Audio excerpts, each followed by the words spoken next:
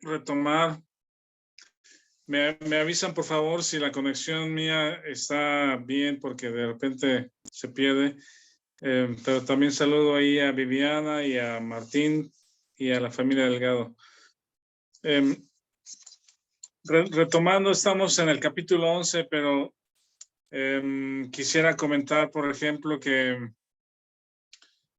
hemos estado estudiando Lucas en la iglesia los domingos y justamente estamos por llegar, yo creo que en unas 2-3 semanas, a este texto que es Lucas 9:23, que ya lo comentamos. Dice Lucas 9:23, y decía a todos: si alguno quiere venir en pos de mí, niéguese a sí mismo, tome su cruz cada día y sígame. Y habíamos mencionado que el libro de Lucas podríamos, de una manera así muy básica, dividirlo en dos partes. La primera parte, hasta el versículo 9:51, o sea, desde el capítulo 1 hasta el 9:51, hablábamos de, pues sí, de su anuncio cuando es anunciado pues por el ángel, tanto el nacimiento de Juan el Bautista es anunciado, luego el anuncio del Señor Jesucristo, de Jesús, y luego nace Juan el Bautista, nace Jesús, y comienza eventualmente su ministerio. Ahí menciona algunos momentos de su niñez o de sus años tempranos, pero luego inicia la predicación de Juan el Bautista y es cuando presenta al Señor Jesucristo, o Jesús se presenta para ser bautizado, y ahí comienza su ministerio. Y entonces ese ministerio, de ese ministerio es del que se trata la primera parte del libro de Lucas que hemos mencionado hasta el 9:51.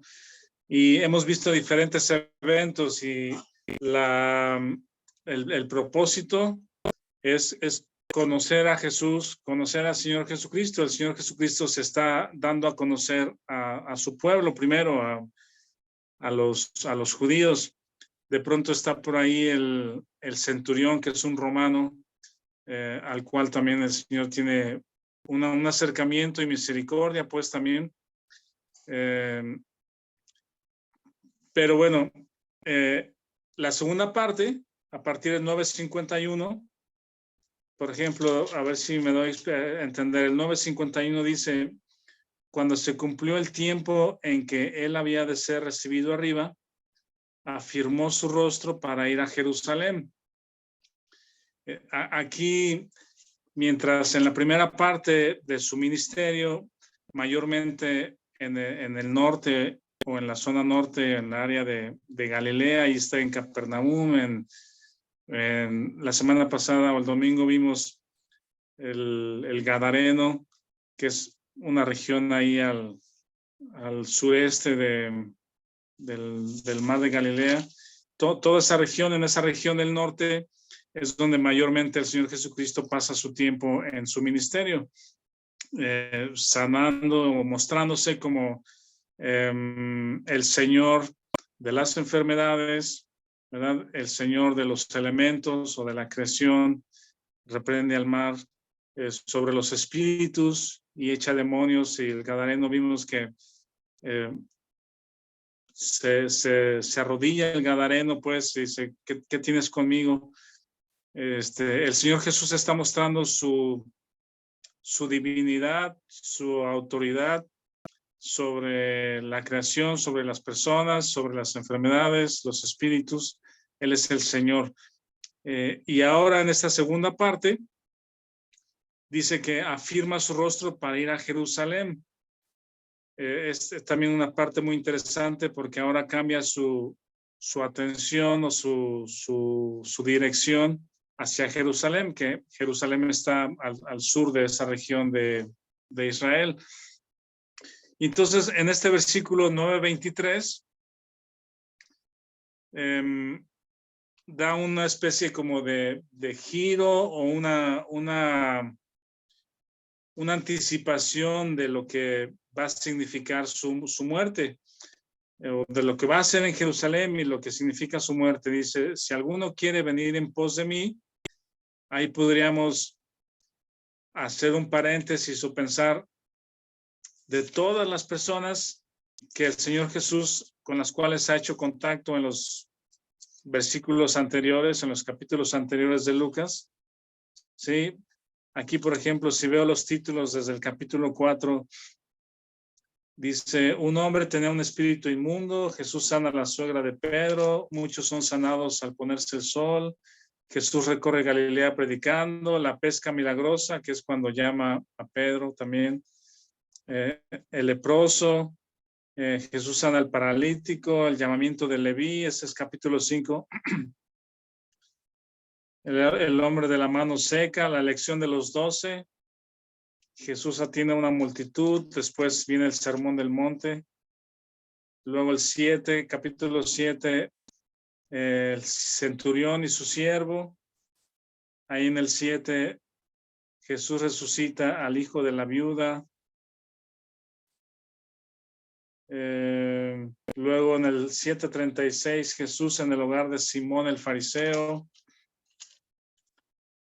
Y en fin, si vamos ahí después, calma la tempestad, y en el 8:26, el endemoniado gadareno. Y luego el 40, la hija de Jairo, que ese justamente va a ser el tema del domingo próximo. Entonces, todos estos contactos o acercamientos que tuvo con los individuos y las multitudes y las familias, parece ahora que el mensaje, si Jesús se acercara a cada uno de ellos y ahora les dice, si alguno quiere venir en pos de mí, ¿verdad? Niéguese a sí mismo, tome su cruz y sígame. Y ahora afirma su rostro para ir a Jerusalén. El tema de ir a Jerusalén no es nada más para visitar la ciudad, sino justamente es un anuncio de su muerte, de la obra, que en algún material de estudio que tenemos por ahí, el título es La obra maestra de la cruz, ¿verdad? Porque ahí en la cruz se cumple la promesa de Génesis 3:15 de un Salvador, de la redención de la humanidad, ¿sí? O del pago por el pecado de las personas y todo aquel que cree en él. Pero también ahora nosotros que somos parte de la iglesia a partir del libro de Hechos y miramos hacia atrás estas enseñanzas y el libro de Lucas, encontramos que esta anticipación de la muerte de Jesús, en ese momento que Jesús dice, si alguno quiere seguir en pos de mí, niéguese a sí mismo, tome su cruz y sígame. No está muy claro para los que escucharon en ese momento, ¿sí? Quizá algunos no sabían ni siquiera que iba a ir a Jerusalén a morir en una cruz, o no sabían, pues, no sabían que Jesús tenía que morir, más bien lo estaban contemplando como el próximo rey de Israel que iba a derrocar a los romanos y les iba a dar libertad de esa opresión, ¿verdad? Algunos pensaban en Jesús en estos términos. Pero lo que está anticipando el Señor Jesucristo es su obra en la cruz, donde derrama su sangre para perdonar nuestros pecados, le quita a Satanás el reino de la muerte y del pecado, vence la muerte, vence el pecado. Y nosotros ahora que tenemos las enseñanzas del Nuevo Testamento, y leemos el Nuevo Testamento, las enseñanzas o las cartas de Pablo, y miramos hacia atrás este texto, entendemos que está perfectamente alineada este anunciamiento de la cruz, del negarse a sí mismo y de seguirlo, con la doctrina de Pablo para el crecimiento de los creyentes. Esta parte de negarse a sí mismo es realmente un descubrimiento importante para los creyentes. Una vez que nacemos de nuevo y empezamos a asistir a una iglesia y tener una Biblia en nuestras manos, y tenemos la emoción de cosas nuevas, de el perdón, de la culpa, ¿verdad? De iniciar nuevas relaciones, demostraciones de amor, etcétera, de perdón. De pronto descubrimos que hay algo en mí que me jala, que me atrae, que me impulsa pues a regresar a cosas del pasado, tanto en mi mente como en mis acciones, ¿verdad? Y quizá pensábamos como creyentes que eso ya iba a desaparecer, ¿no? Que la maldad en mí ya iba a desaparecer y ahora al ser cristiano, pues las cosas iban a ser, sí son nuevas en posición, pero necesitamos descubrir esa novedad, qué es lo que Dios ha hecho, pero descubrimos primero que hay un mal que mora en mí, como bien dice Pablo, ¿no? Y ahora lo que sucede enseguida es de que lo podemos aguantar por un tiempo, lo podemos dominar por un tiempo, pero eventualmente nos damos cuenta de que si nos dejamos dominar o le abrimos la puerta a esos pensamientos o esas acciones, nos llenamos de amargura, nos llenamos de culpa, crece la hipocresía, porque ahora tratamos de tapar eso, de cubrir aquello para que nadie lo vea, pues porque somos cristianos. Y llega un momento en que deseamos deshacernos de eso, de ese mal que mora en mí. Ese yo ya no lo aguanto, pues, porque me está causando problema y ahora sí me está metiendo en problemas que pueden ser graves, pueden destruir mi vida, mi familia, mi matrimonio, mi testimonio, etcétera, ¿no? Problemas que surgen de ese mal que mora en mí. Y entonces, los creyentes nos damos a la tarea de buscar una solución y obvio buscamos en la Biblia, buscamos en las predicaciones, buscamos en oración, Dios ayúdame porque esto no lo puedo vencer yo solo. Y de eso trata el capítulo 11 que estamos leyendo, los métodos o caminos que pensamos que pueden ser la solución, ¿verdad? Y eventualmente, cuando estamos frustrados y cansados porque estos métodos no están funcionando y podemos tardarnos años, podemos tardarnos 5 años, 10 años intentando una cosa y otra cosa y otra cosa. Nos enrolamos en situaciones que pensamos que nos pueden sacar o dominar de este mal que mora en mí, pero finalmente en ese cansancio y frustración, por la gracia y la misericordia de Dios, es que en muchas ocasiones nos lleva de regreso a este texto, ¿sí? A la cruz. Tome su cruz cada día. Lo que Jesús está anunciando es el camino o la provisión de Dios para el crecimiento espiritual de los creyentes, ¿sí? Negarse a sí mismo es aborrecer al yo, saber que no quiero nada con él, nada con eso, nada con ese mal que mora en mí, y después apunta a la cruz, ¿sí?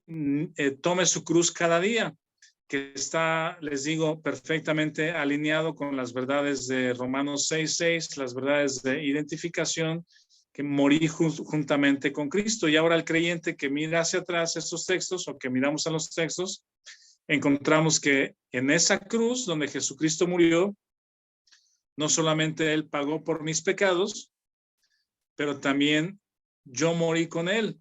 La co-crucifixión, las verdades de identificación para que el creyente pueda estar libre de la opresión del pecado, del dominio del pecado. Y de eso tratan las cartas de Pablo, para que libremente, alegremente, bajo el control del Espíritu Santo, podamos manifestar, o el Espíritu Santo en nuestras vidas pueda manifestar perdón, amor, gozo, servicio, humildad y todo lo que mencionan las cartas de Pablo como fruto del Espíritu, y andamos en ese camino, andamos por fe en ese camino.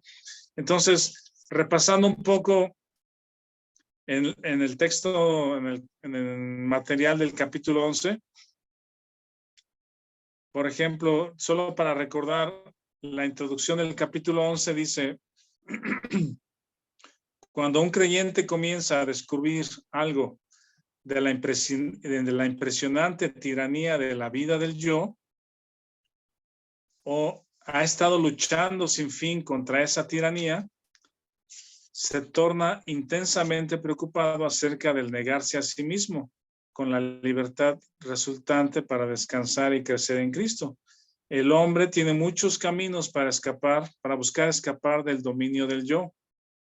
Dios tiene solo un camino. Primero, entonces, algunos de estos métodos humanos, y posiblemente tú y yo hemos intentado algunas de estas cosas, incluso como enseñanza o sugerencias o doctrinas desde el púlpito, ¿verdad? Desde el púlpito, en muchas ocasiones, los pastores de buena intención que realmente desean que la iglesia crezca, que la iglesia cambie, ellos mismos en desconocimiento a veces de la doctrina de la identificación, son los que nos impulsan, nos llevan hacia algunos de estos caminos, ¿no? Métodos humanos.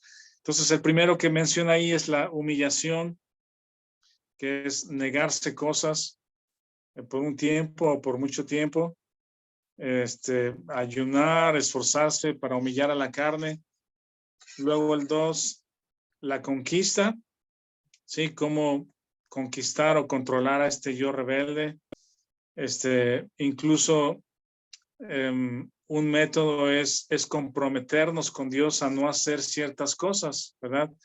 Me tocó en alguna ocasión en una iglesia donde visitamos un tiempo que el pastor o los pastores tenían un documento que era un documento de bienvenida pues para los visitantes o los nuevos creyentes que querían hacerse miembros de esa iglesia y venían ahí pues ¿cómo se llama?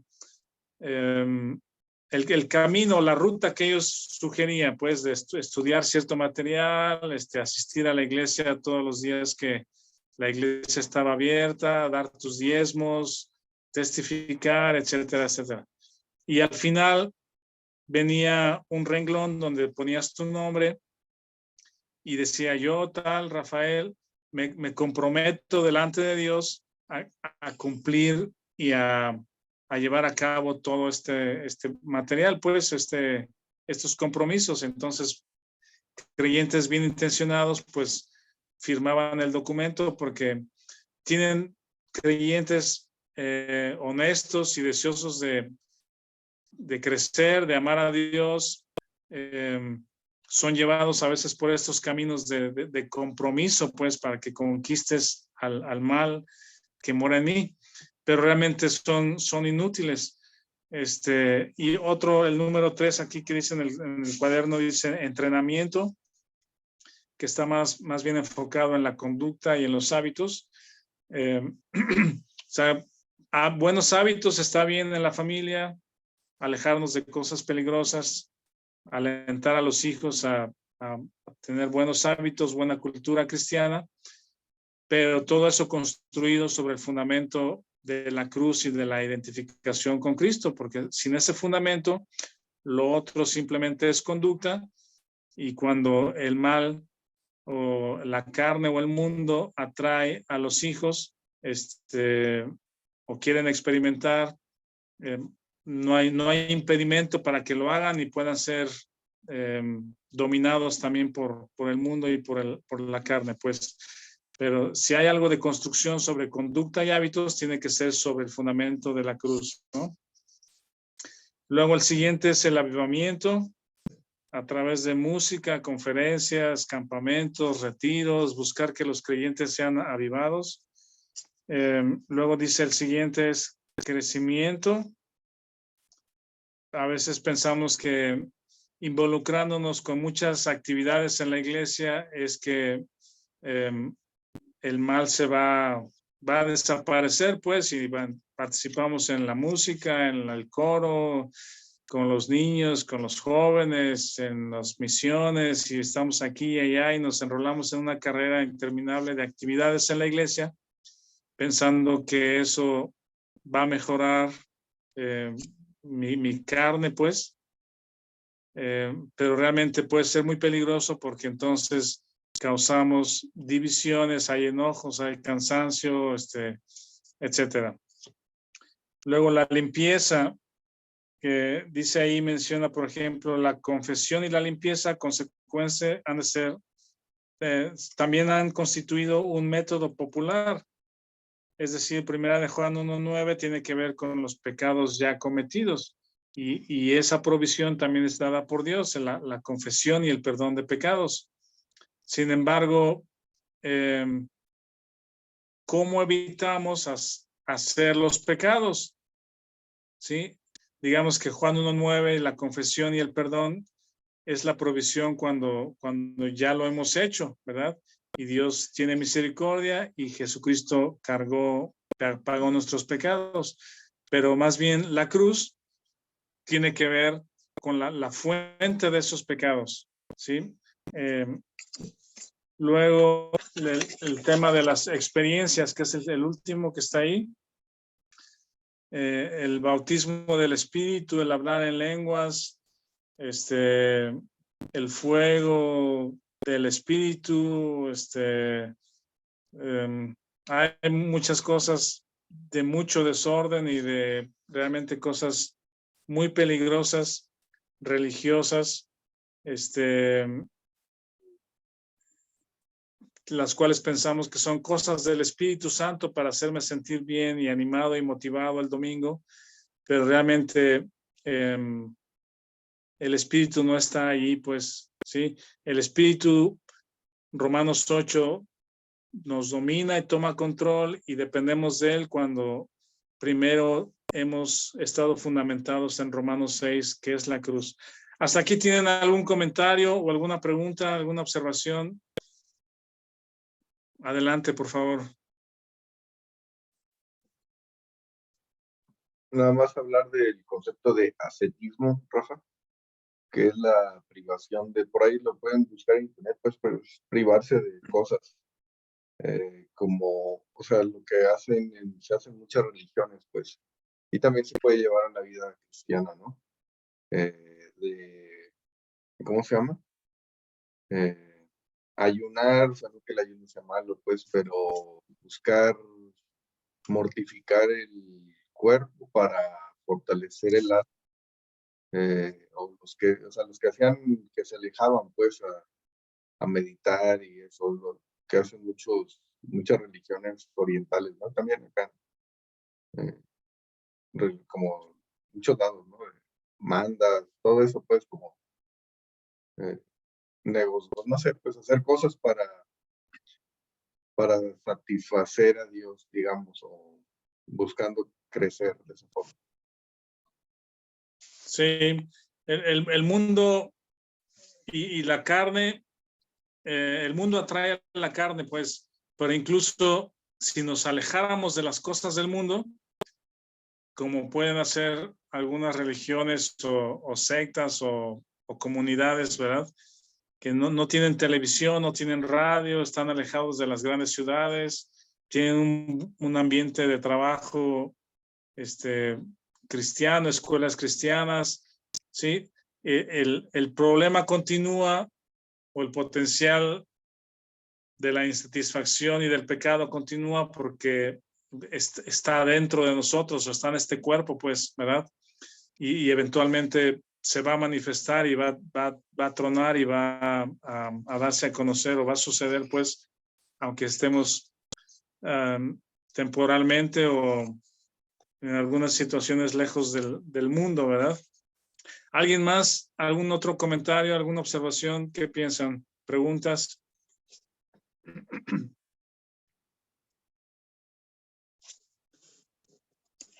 ¿Nada?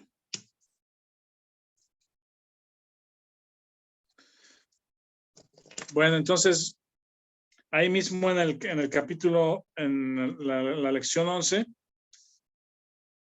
que es justamente donde nos quedamos la vez anterior, el único camino y lo que Jesucristo está anunciando aquí en Lucas 9:23 es la cruz, ¿verdad? Lo que ahí sucedió es lo que nos va a liberar, o lo que nos da libertad, o nos ha libertado, porque es un hecho ya, de la esclavitud y del dominio del pecado, que es la fuente del pecado, de los pecados. La cruz, el camino de Dios. Aquí me gustaría leer para ver cómo está el texto. Dice: fue sobre la cruz del Calvario que Dios, en Cristo, trató completamente y finalmente con el yo, la naturaleza de la cual todos nuestros pecados fluyen. Sabiendo esto, que nuestro viejo hombre fue crucificado juntamente con él para que el cuerpo del pecado sea destruido, a fin de que no sirvamos más al pecado. Romanos 6:6. La razón por la que no hay otro camino para que el yo sea negado es que Dios ha hecho el trabajo de esa manera. Nuestra identificación con Cristo Jesús en su muerte y resurrección está terminado. Ahora hemos de creer. La carne solo cederá ante la cruz, no ante las resoluciones que puedas hacer en una conferencia, no ante ningún esfuerzo propio, no ante algún intento de autocrucifixión, solo ante la co-crucifixión, crucificado juntamente con Cristo, como dice Gálatas 2:20. No está en ponerse uno mismo a morir, sino en tomar mediante la fe y rendición tu lugar de unión con Cristo en su muerte. Esa es la bendita barrera de seguridad entre tú y todas las atracciones de la carne. Y eso hace que el camino se abra para hacer la voluntad de Dios. Este tema es muy importante porque son verdades puntuales. Esto me gustaría que lo tuviéramos claro. ¿Sí? La forma en que el creyente va a poder tener una vida victoriosa y en libertad del pecado es conociendo y entendiendo verdades puntuales. ¿Sí? ¿Se acuerdan que les había comentado este espectacular que alguna vez vi por ahí en Monterrey, que decía, Jesús, yo en ti confío, ¿verdad? Y una imagen de lo que ellos pensaban que es Jesús, pues, o sea, un dibujo, una imagen de Jesús, y decía, Jesús, yo en ti confío. Y si esta es nuestra oración, tendríamos que saber en dónde está esa confianza. Es decir, la fe, que fue el tema con el que empezamos, necesita verdades puntuales, precisas, ¿verdad? Explícitas, sobre las cuales confiar. Si tú dices, mi confianza está en Cristo, está bien. Ahora dime, ¿cuál es el fundamento de esa confianza? ¿Sí? ¿O qué hizo Cristo en lo cual tú estás confiando? Y eso tendría que apuntarnos justamente a la cruz. Si oramos en medio de una situación, en una tentación, en una situación que nos está agobiando, y le decimos, Señor, yo en ti confío, la siguiente frase tendría que ser, porque tú me has dado la victoria en la cruz, porque has vencido a Satanás, venciste a la muerte y al pecado, me has dado victoria en Cristo. Estoy juntamente crucificado con Cristo. El pecado ya no me domina. ¿Sí? Esas son las verdades puntuales sobre la cual está depositada nuestra confianza o nuestra fe. Si el creyente no conoce verdades puntuales y explícitas como estas, ese Jesús, yo en ti confío, es muy vago, ¿sí? Es muy vago y no, ninguna verdad va a ser aplicada a nuestra vida, a nuestra condición, a nuestra situación, ¿sí? El Señor está ahí, pero tú no estás conociendo qué hizo el Señor Jesucristo por ti. Bueno, ¿alguien quiere seguir leyendo ahí en el material? Si ya ubicaron en dónde estamos leyendo. Después de donde dice, G. Watt, entre paréntesis. ¿Alguien quiere leer el siguiente párrafo? Si alguien lo tiene.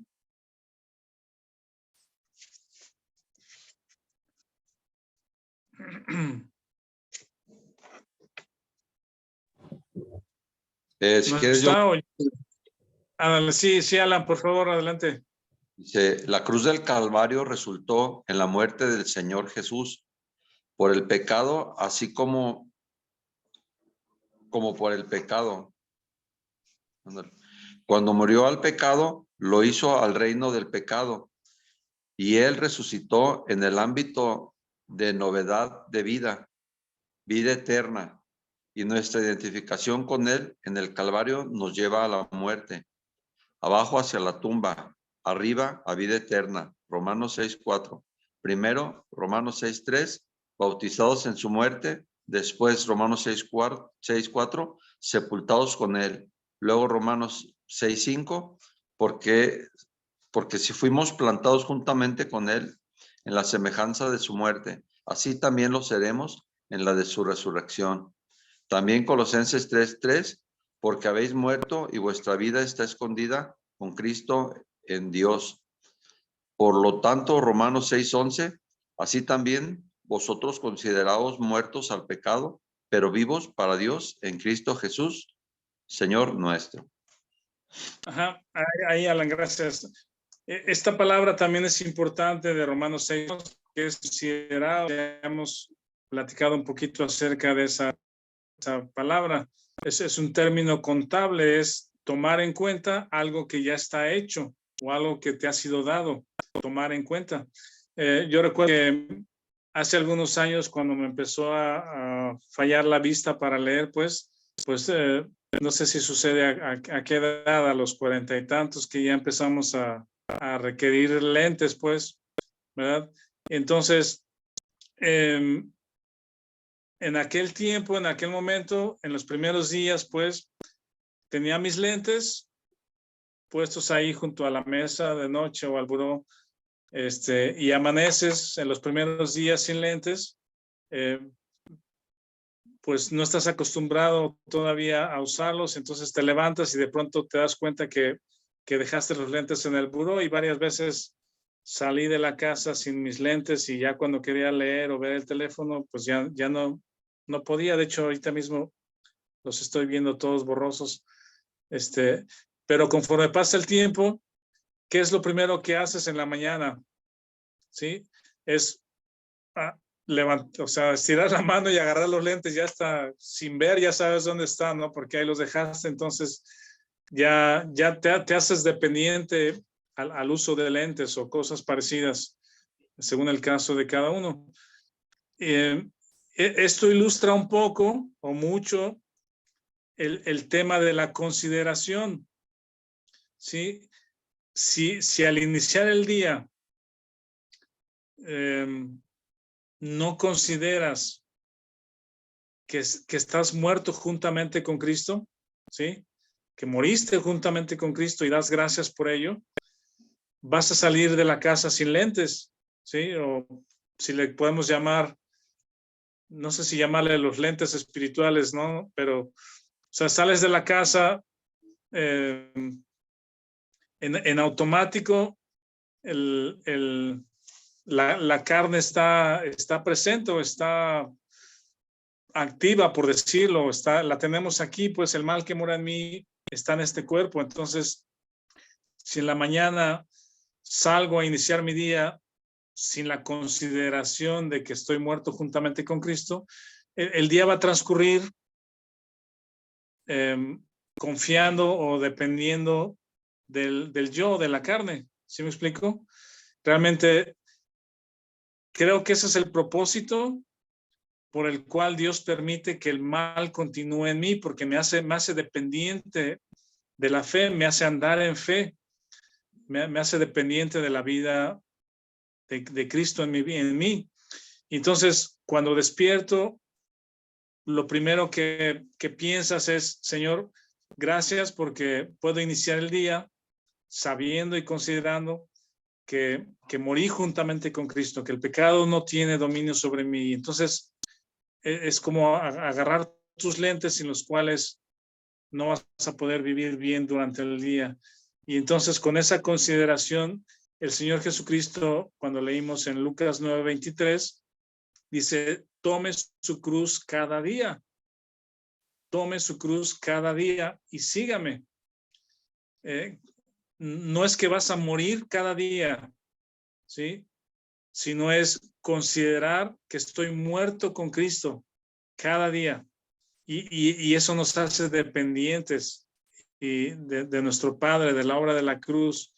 Esto me gusta mucho, pues, porque no podemos vivir una vida cristiana independientes o ¿cómo se dice? En automático en el espíritu. Creo que no es así, pues, que en automático te despiertas y ya estás andando en el espíritu. Más bien nos hace dependientes de que consideres la verdad, ahí descansas y entonces sales al día dependiendo del Espíritu Santo.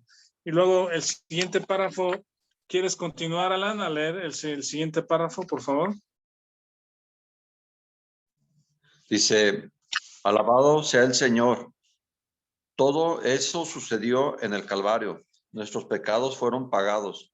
Nuestra pecaminosidad fue tratada allí y ambos por la final muerte. Y nosotros recibimos los beneficios de la obra de la cruz sencillamente considerando, creyendo en la obra completa de la cruz. Primero, a través de la palabra.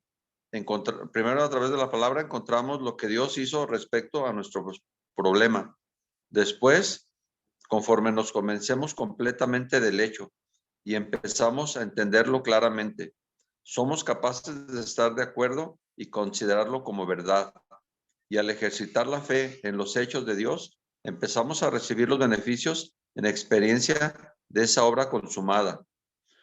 ¿No fue verdad respecto a nuestra justificación? Sí. Y encontramos así también que es verdad en cuanto a nuestra emancipación de la esclavitud de la vida del yo. Ajá, ese párrafo me gusta mucho, es muy interesante, gracias, Alan, porque dice, a través de la palabra encontramos lo que Dios ha hecho y después nosotros nos convencemos del hecho, lo creemos, empezamos a entenderlo claramente y somos capaces de estar de acuerdo, damos gracias a Dios por el hecho, como considerándolo verdad, ejercitamos la fe en los hechos de Dios y entonces empezamos a recibir los beneficios en experiencia de esa obra consumada, ¿sí? Yo creo que esto lleva cierto tiempo en que consideramos verdad que soy una nueva persona, que soy libre o estoy libre de la esclavitud del pecado, que estoy identificado con Cristo en su muerte, que soy una nueva creación, que el pecado ya no me domina y cuando de pronto viene alguna tentación, el Espíritu está presente y fuerte, ¿sí?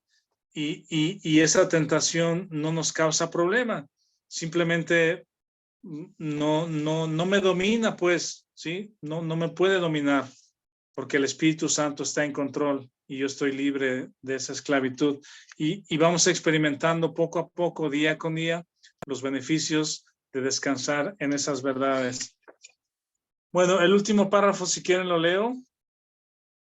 Y si tienen alguna pregunta después o alguna observación, también lo comentamos. Dice, el último párrafo dice, el poderoso efecto de la cruz fue Dios en el cielo borrando nuestra culpa y nuestra renovada unión con Dios es inseparable del otro efecto, el quebrantamiento de la autoridad del pecado sobre el hombre, crucificando al yo.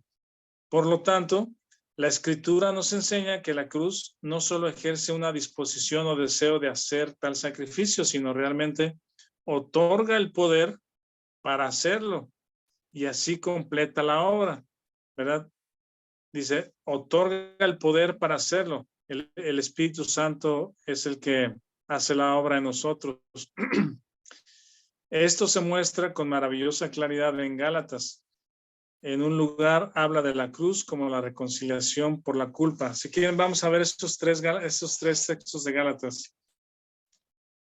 Busquen ahí en su Biblia. Gálatas 3:13. ¿Alguien lo lee, por favor? 3:13. Yo lo leo de la Biblia de las Américas. Dice, Sí. Cristo nos redimió de la maldición de la ley, habiéndose hecho maldición por nosotros, porque escrito está, maldito todo el que cuelga de un madero. Ajá, ahí en la cruz, en este texto hace referencia a nuestra libertad de la maldición de la ley, ¿sí? Luego el otro versículo dice, pero después hay 3 lugares más donde la cruz está más sencillamente mencionada como la victoria sobre el poder del pecado, como el poder para mantener en el lugar de muerte al yo de nuestra vida, de la carne, las obras de la carne y del mundo. Este está en el 2:20. El 2:20 dice, con Cristo estoy juntamente crucificado y ya no vivo yo, mas vive Cristo en mí. Y luego el 5:24. ¿Alguien tiene el 5:24?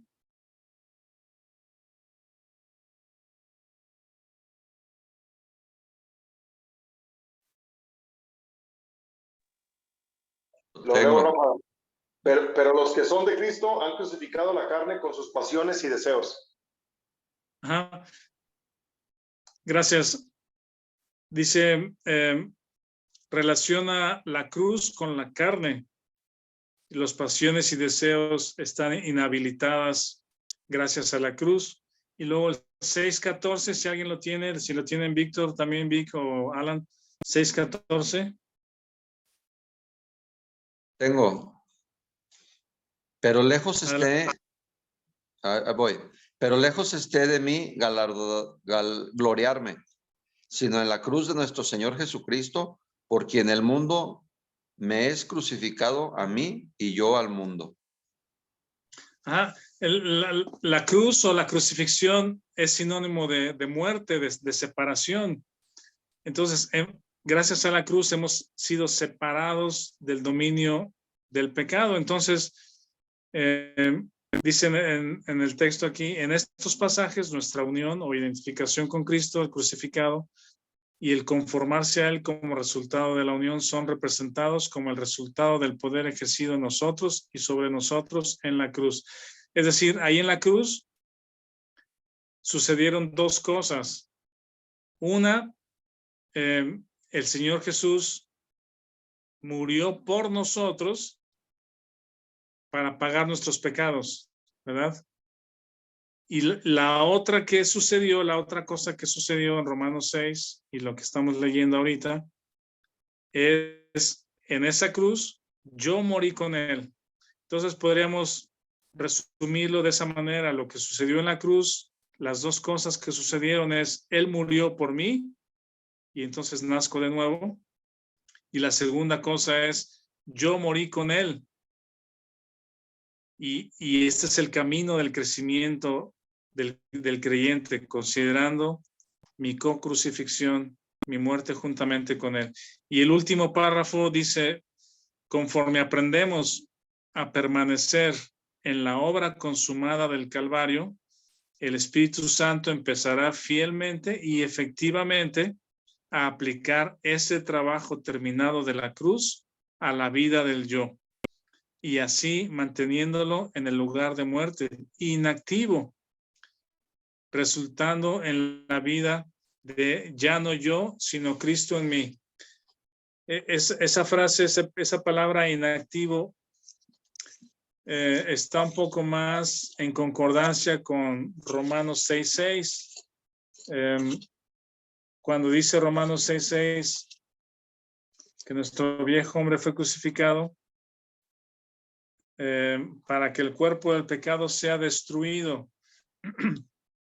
Si quieren, rásquenle un poquito, busquen otras versiones, indaguen en el original de la palabra destruido. Eso podemos hacerlo de tarea o háganlo de tarea. La palabra destruido, ¿cuál es el original? y la traducción y el sentido del contexto y de esta verdad es ahí está diciendo Martín que es destituido. El sentido es más como inactivo o inhabilitado, o nosotros nos damos cuenta que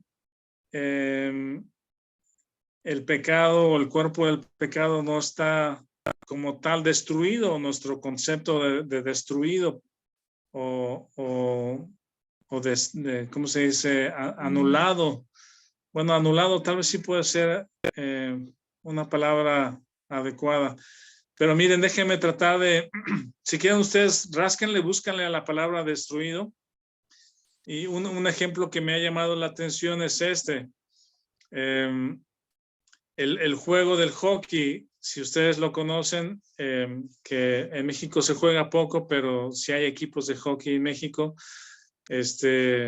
pero más en las ligas profesionales, pues en otros lugares donde hace frío y tienen pistas de hielo, ¿no? Entonces el hockey pues es parecido al fútbol porque tiene sus porterías y sus jugadores de un lado para otro para meter el gol, y el gol pues es con una pieza, un disco, ¿no? Y los bastones. Y una de las cosas diferentes, o otra de las cosas diferentes al fútbol, en el fútbol, si alguien comete una falta, pues la tarjeta amarilla, y si comete 2 faltas o 2 amarillas, entonces le sacan la tarjeta roja y es expulsado del juego y ya no puede volver a entrar, ¿no? Y dice que va a las regaderas porque está expulsado. Pero en hockey, lo que sucede es de que cuando un jugador comete una falta, se va a la jaula de castigo, ¿verdad? Y creo que tiene que pasar 1 minuto o 2 minutos de castigo, pero el jugador puede volver a entrar a la cancha. Sí, conocen el juego, lo pueden, se acuerdan de eso, pues, ¿verdad? Entonces, cuando el jugador está inactivo en la jaula del castigo, ¿sí? El jugador sigue siendo, puede ser el jugador más bueno del mundo, ¿verdad? Puede ser el jugador más violento o el jugador que más goles ha metido, o puede ser el mejor de más goles, etcétera. Pero mientras esté en la jaula, no puede participar en el juego, ¿sí? Puede estar gritando desde la jaula, te voy a meter 3 goles y ahorita que salga, les voy a ganar, o lo que sea. Puede gritar maldiciones, puede estar brincando, enojado, pero no puede salir de la jaula, ¿sí? Entonces, me ilustra un poquito cómo puede ser este asunto del mal que mora en mí o de la carne, ¿sí? Cuando la carne es tan perversa, o el mal que mora en mí es tan perverso como el más perverso de todos los criminales, ¿sí? Esta carne en mí tiene el potencial de hacer el peor delito, la peor acción, la peor grosería que se puedan imaginar, ¿sí? Ese mal que mora en ti es igual de perverso que el criminal que tiene sentencia a muerte o a 150 años o lo que sea, ¿no? A 3 cadenas perpetuas, etcétera. O al que haya cometido el peor crimen posible, el mismo potencial está en ti, está en mí. Y obviamente a veces no hacemos muchas cosas por vergüenza, por pena, por autocontrol, pero el potencial está ahí. Sí, ese es el punto. El asunto es de que como creyentes no encontramos cómo dominarlo, ¿sí? Y a veces aparece y a veces lo dominamos, y a veces aparece de más y lo tratamos de controlar con los métodos que ya mencionamos. Pero cuando miramos a la cruz, la cruz nos separa de ese control o dominio del viejo, que en relación con Adán está terminada, y la carne está inhabilitada. Cuando yo confío y considero que estoy crucificado juntamente con Cristo, la carne no tiene dominio sobre mí. Y por eso me gusta esta frase que es, o esta palabra, inactivo o inhabilitado, ¿sí? Como si la carne estuviera en la jaula de castigo, por decir, y es igual de perverso, igual de malo, pero no entra al juego, no me puede dominar porque el espíritu está en control, ¿sí? Y en el momento en que yo juego y le doy algo de juego a la carne, ¿sí? Porque me gusta, porque lo puedo controlar, porque qué bueno que me puedo vengar de la persona que me hizo mal, o porque simplemente se me olvidó tomar mis lentes en la mañana, mis lentes espirituales de consideración, y estoy en la carne, estoy dominado por la carne, pero todavía no ha aparecido, digamos. Pero en la primera oportunidad, en la primera provocación, la carne aparece y te das cuenta que está jugando, pues te das cuenta que está en el juego y te está metiendo goles o te está dominando. Entonces, la cruz nos da libertad de la esclavitud del pecado, y cuando yo considero ese hecho, la carne no tiene dominio sobre mí. El espíritu está en control, Romanos 8, produciendo su fruto. Eso es lo que menciona a grandes rasgos. Este último párrafo me gusta también. Dice así: manteniéndolo en el lugar de muerte, inactivo, resultando en la vida de ya no yo, sino Cristo en mí. Entonces, en mi dependencia y en mi consideración de los hechos, el resultado o lo que resulta de mi vida es Cristo en mí, el fruto del Espíritu en mí, que es algo que yo no estoy produciendo, sino es la vida del Espíritu en mí. ¿Alguna pregunta o comentarios para terminar el día de hoy? Sí, Vic. Yo dos cosas. Una es que muchas veces oramos por fortaleza para superar las pruebas. Sin embargo, Dios se perfecciona en nuestra debilidad. O sea, queremos tomar el control metemos a Dios por meterlo, pues, pero realmente queremos o no enfrentar una prueba, pues si viene una prueba inminente, le pedimos a Dios fortaleza para resistir, pues.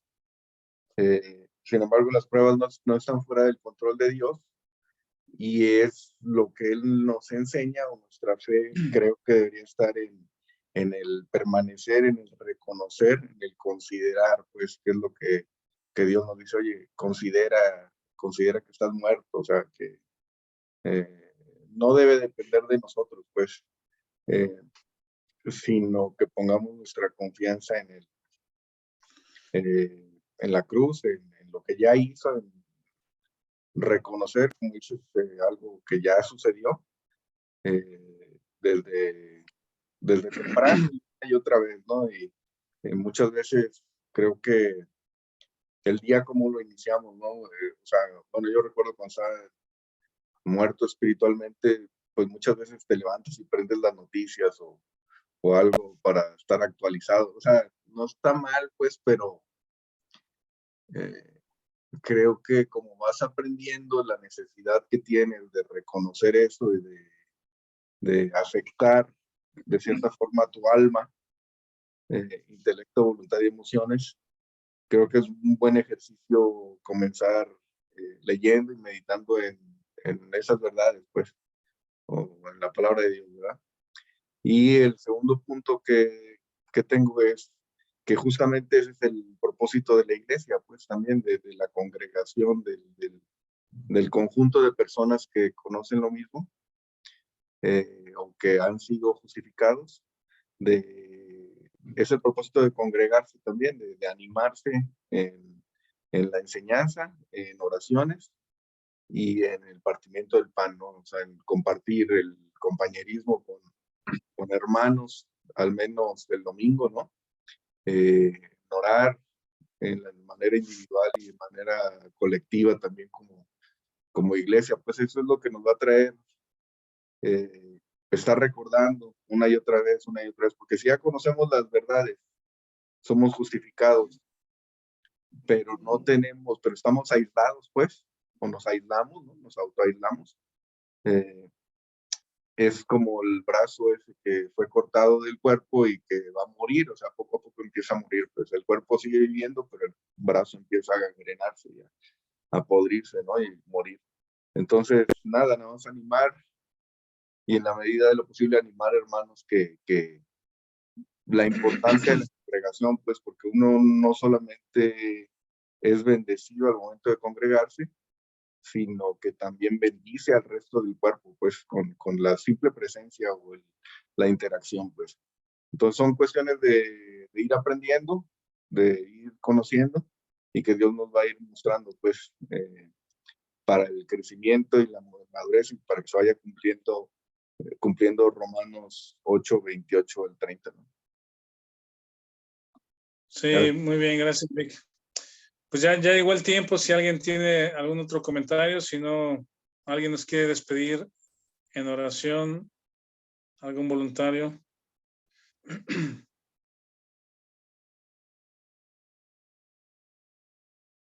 O le pedimos ahí a